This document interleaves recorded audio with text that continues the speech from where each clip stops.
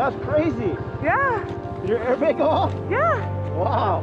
It's like deflating a little bit now. You okay? Yeah. See, folks, this is an instance where the Tech Air off-road came in handy. We are out here in Death Valley filming a new rider's guide, and I'm wearing the new Tech Air off-road from Alpinestars, and I'm super excited to be here now doing what we do, and it's become a regular part of my kit for protection. I absolutely love this thing. So where'd you learn about this thing? What was the big event?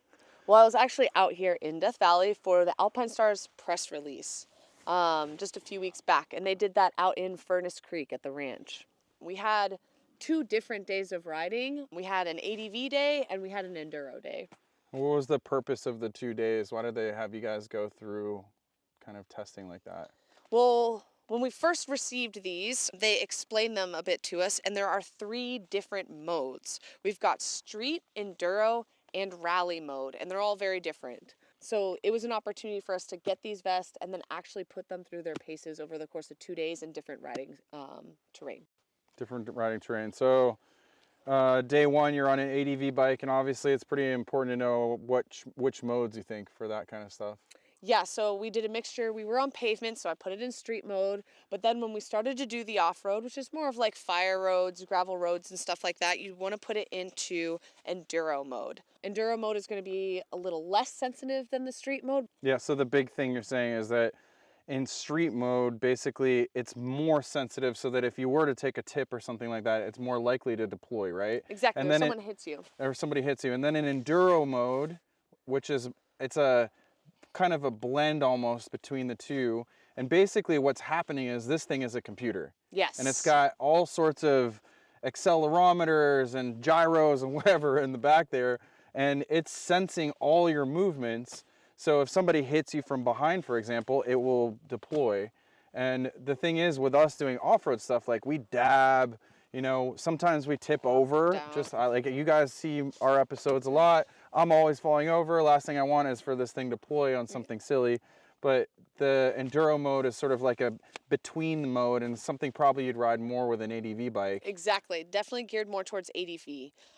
And we ended the first day after our ADV run with a fireside chat. In that chat was Skylar House, who's one of the professional athletes, Dakar racers, who they've developed this technology. Like nobody is doing this like Alpinestars right now, and they're testing with the pros. They're collecting so much data. So much data is going into these. And on that first day too, we also had all these technicians, all the people and the developers that are behind this. They're explaining things to us, which was really cool. What was the day 2 though? So what kind of bike did you hop on, and how did that differ from the first day? So day 2, I jumped on a Honda Rally, which is a 300cc bike. And we had the opportunity to also ride in street mode, but then get into that rally mode. And how we tested that is we went mobbing through the shrubs out to Big Dune in Amargosa. And then what happened? You really put this thing to the test, right? Well, I wanted to see if it really works, so I did the research for you guys. I went over the handlebars at 35 miles an hour. A rut came out of nowhere. I went flying over that thing, and I had a deployment happen. And it was incredible. It deployed before I hit the ground, and it just cushioned it. It was like a big marshmallow was around me when I just like made that fall, and it just made it a lot less painful. I mean, it was really nice to have. There are certain areas that this obviously doesn't protect, like your legs and stuff like that, like an airbag around my whole body in those situations. But for that particular one, collarbones are like a really big one in ADV. Oh yeah, people break. We have a friend who just broke his collarbone recently. Same weekend. Same weekend. Yeah. It's a very, very common accident and injury when it comes to motorcycle riding, especially off-road. And I'm not gonna lie, it gave me a little bit more confidence having this thing. I was willing to push it a little bit more, so that was a big part of it. I felt safe in it, and then I got to test it. Now I really feel safe in it, so of course I'm using it. But you also had a deployment that weekend. That's true. So the same weekend, I was riding a bunch of sections of the BDR. So we were doing Arizona, California, Nevada, and I had the Tech Air 5 on. I opted to try that out on this trip, and we had done some street riding with it. It is made to be able to do some dirt. The thing that was, it's just the stuff that we're doing on these bikes is, I think, is a little bit surpassed what that should be used for. That's more of like, you're doing a fire road, you're kind of maybe standing up, but it's not really doing like real ADV off-road. So for me, what happened is I was actually just pulling out of a campsite and I hit a soft patch of sand and went over, and the thing deployed on me. But the downside to it is, and this is something I think worth pointing out on this unit, is that once that deployment happened with the one that I have, you only get one deployment. And then not only that, but all it really has after that is a back protector, and there is no body armor, especially this front body armor, any of that. So now you don't have the protection that the airbag itself offers. And again, you only get one deployment. So what's the difference between that and this one? Well, that's what I'm most excited about. After I had my crash, all right, so I just had an accident. I went over and it deployed. I have Luca here. He's gonna explain, once that it's been deployed, what the lights mean on the vest. Yeah, so basically the riding mode that is present here, you can see. Hide it in the shadow a little bit. Yeah. Yeah. The enduro mode now is blinking, which means Yeah. that you have one charger left. So Okay. when both charger left, of course you will see the red LED. A That red means one. that the system is no more protecting you. Okay. So when the system is fully charged, of course, with two charges, the riding mode is solid. So solid green, based on if you have enduro, street, Yeah. and so on. But if you have one charge only, the LED is blinking. Blinking, okay. So, I got one crash left. One crash left for the day. As soon as it deflates, give it a few minutes. We checked the bike out. He's like, you're set to go again. Get back on the bike. I'm still protected and I have one more deployment. Pretty cool, right? Yeah, fully protected with the chest, Yep. the elbows. So even if you were to blow both of your canisters, which by the way, this thing has up to 4 refills on one trip. So if you're doing a long trip like a backcountry discovery route and you're gonna be out there for 8 to 10 days or whatever, you can bring 2 extra canisters. And if you were to pop your 2 that you have in the unit, you can replace them yourself, which Maggie has some video showing some of that and how Yeah. to do a replacement. So I got shown how to replace the canisters myself because I had one go off. So I went ahead and we did it. We did the canister replacement there. And it was so easy. It was something we could do ourselves. It didn't have to get shipped in, none of that. There's a tool inside it There's to do a it. tool built in, exactly, and it's super smooth. As soon as we did that as well too, it's like you're set to go. The only reason they have you send it back in after 4 is after 4 times, you know, They it's want gone to do through an the paces. inspection. It's just to make sure everything's still working good. Yeah. And But to yeah. check the integrity of the airbag system itself. Yep, exactly. And then another big thing that again worth pointing out is, like, let's just say Maggie only had 2 canisters and she popped both of those. She still has this. And if you guys notice, I'm actually wearing the Bionic. This is what I've been using with the Harley team as well. This does not have an airbag system, but this is the protection that I use under all my ADV gear, my Moscow gear, to protect my elbows and my chest and my back here. So Maggie has all this with the airbag system. And yeah, I can tell you right now that I'll be updating for sure. Yeah, it's super exciting. The capabilities this has, the versatility, the different modes, it's incredible, the technology. Again, that Alpinestars has taken the time, years and years of research that has gone into this thing.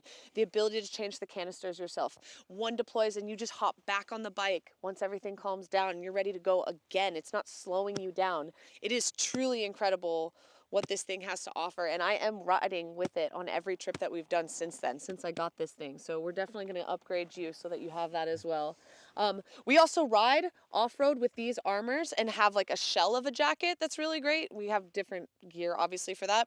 But what's nice is I have ADV jackets that have padding in them. So this has removable padding that you can take out the shoulder and the arms, So and then you take still have an airbag. yeah, exactly. So then you're not doubling up the protection if you have a jacket that has all of that built in. So it's just so versatile and so practical to have. It's like you're going to be wearing armor anyways. This is a really good thing to have.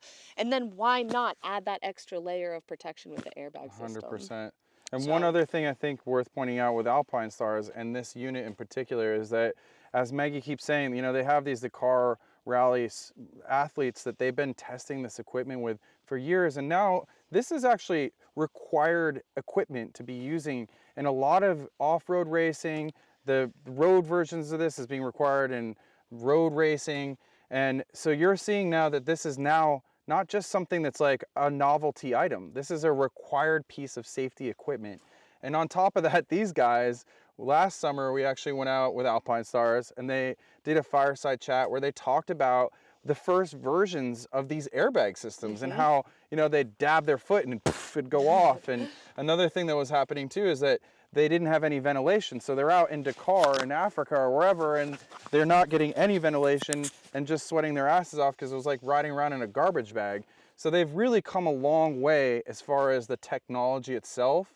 But also the big thing is that through all those deployments, which there's like an astronomical amount of deployments. They had over 200 in just the last race. Yeah, right. So there's a ton of these, and each time that happens, this computer that's built into the back it saves all that information, and then that's what they use to build the algorithm depending on the different scenarios of accidents and how people are going off their bike, and also to keep it from deploying on something simple or random, you know? Yeah, and another thing that I think is definitely worth noting as well is the travel capabilities of this. Oh yeah, so how do we travel? If I want to fly with this, like you're going on a big trip this week. Yeah.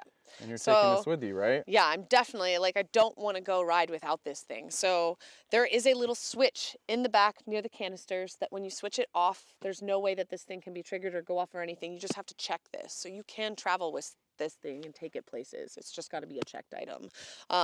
So yeah, just make sure you switch that switch off and then you switch it back on when you're ready to go ride. It's also worth noting, you know, you pick this thing up when you're not going to be riding for a while, or you have a bit of time in between each rides, to go ahead and switch that off as well. And lastly, how do you charge it? Easy, super easy. You just plug in. We got a little charger here on the side. Comes It's with a the charger. USB? It's a USB-C. USB-C, look at that. All Up to set date. Yeah. You can charge your iPhone and your airbag. And it's got a lot of time. I never charged it. We charged it fully before we went out, and it was charged the whole 2 days. And I think I did another ride even after that. So, yeah, you got plenty of charge on it. You don't have to worry about bringing too many cables and stuff on an adventure. Which is also really important and nice. So I'm super grateful that I got to be a part of that experience. It was so fantastic. They did an awesome job of the press launch. I got to meet people from all over the world that came out to photograph. Simon Cudby was out there. Got to photograph with him. We got some amazing shots, but it really was an opportunity to try the product, get great content of the product, and, you know, fly over the handlebars and be trusting this product from here on out. I'm pretty confident with this thing, and I highly recommend it to anyone out there. It's a no-brainer when it comes to safety. And if somebody wants to buy this, where can they find it? Well, we have an affiliate link on our website that you can go check it out. So if you found this information useful, please go ahead and use our affiliate link. It does help us to keep these adventures going. Yep. And it's an easy way to be able to find it after this episode. Exactly. And this is the way we roam.